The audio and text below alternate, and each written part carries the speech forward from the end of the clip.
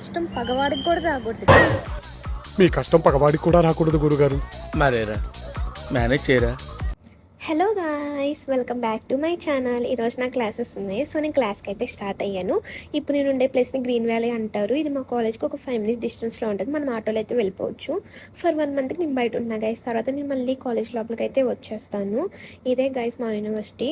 మా యూనివర్సిటీలో like classes blocks ఎలా ఉంటాయో ఒకసారి చూడండి.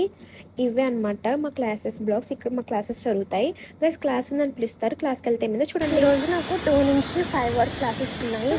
సో ఇంత ఎండలో రెడీ అయ్యి ఎప్పటి నుంచి క్లాస్ వరకు వెళ్తే క్లాస్ దగ్గరికి వెళ్ళాక క్లాస్ లేదని చెప్పి అప్పుడు మెసేజ్ చేస్తున్నారు గైస్. మూర్తి గారు, ఇలాంటప్పుడే గుండె రాయి చేసుకోవాలి.